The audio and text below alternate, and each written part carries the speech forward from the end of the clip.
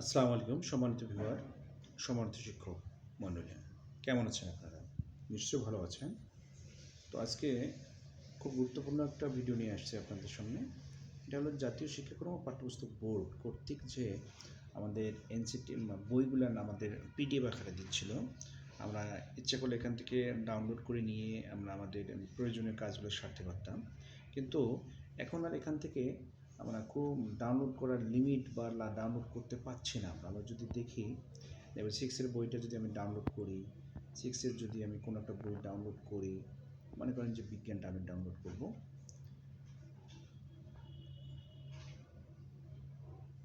Download হচ্ছে, কিন্তু আমরা প্রকৃতভাবে যখন ডাউনলোড করব সেটা নো ইন্টারনেট দেখাচ্ছে বা অন্য কিছু বিভিন্ন ধরনের ঝামেলা দেখাচ্ছে। তো সেখান থেকে বাঁচার জন্য, সেখান থেকে আমরা যদি ব্যাক হয়ে আসি, আমরা এখান থেকে ডাউনলোড পাচ্ছি না, খুব সহজে একটা অ্যাপসের মাধ্যমে আমরা এটা ডাউনলোড করতে পারবো। তো অ্যাপসের মাধ্যমে ডাউনলোড করতে গেলে আমাদেরকে কী করতে হবে, আমরা একটা অ্যাপসের ঠিকানায় ঢুকতে হবে। আমরা এখান থেকে খুব সহজেই আমরা অ্যাপসের মাধ্যমে আমরা এই সমস্যাটা সমাধান করতে পারবো। তো আমি একটা অ্যাপসে নিয়ে যাচ্ছি আপনাদের, একটু ভিডিওটা লাস্ট পর্যন্ত দেখবেন। তো আমরা অ্যাপসটার ঠিকানা ডিসক্রিপশনে আমি দিয়ে রাখবো, লিঙ্কটা আপনারা এখান থেকে ডাউনলোড করে নিতে পারবেন ইচ্ছা করলে।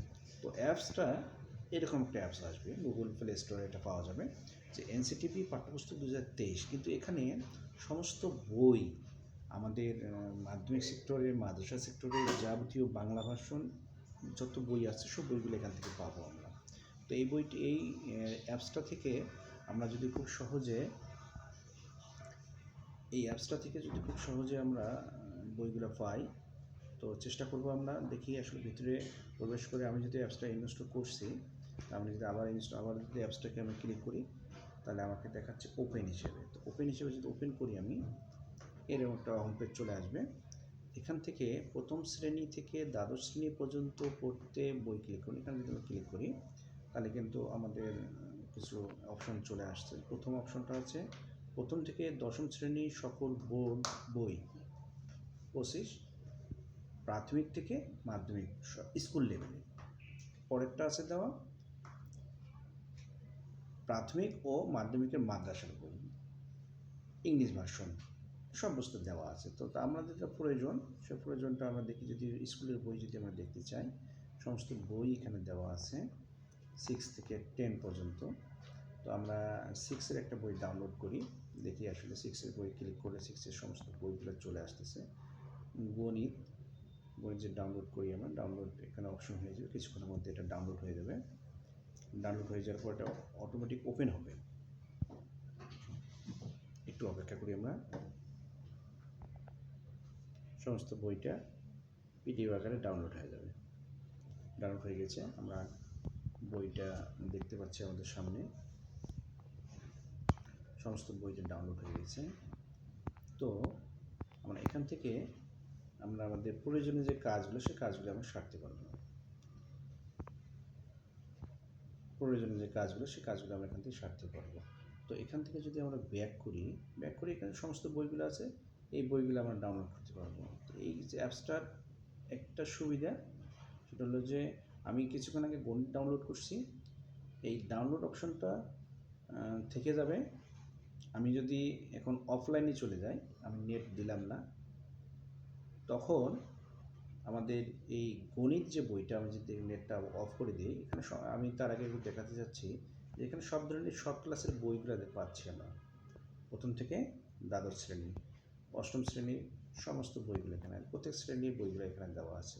তো আমরা এখন যদি অফলাইনে যাই, আসলে আমি অ্যাপসটা ওপেন করে দেখব যে অফলাইনে গেলে আমাদের বইটা দেখতে পাই কি না। তো আমি যদি অফলাইনে গেলাম, দেখি আমরা অ্যাপসটা ওপেন করতে হবে আমাদের, অফলাইন থেকেই আমাদের অ্যাপসটা ওপেন করতে হবে। অ্যাপসটা ওপেন হয়ে যাবে। আমি যদি প্রথমে ক্লিক করি, প্রথমটা আবার ক্লিক করলাম, দেওয়ার পর ষষ্ঠ শ্রেণীর আমরা গণিত বইটা ডাউনলোড করছি। ওপেন করি, সমস্ত বইটা কিন্তু আমরা দেখতে পাবো।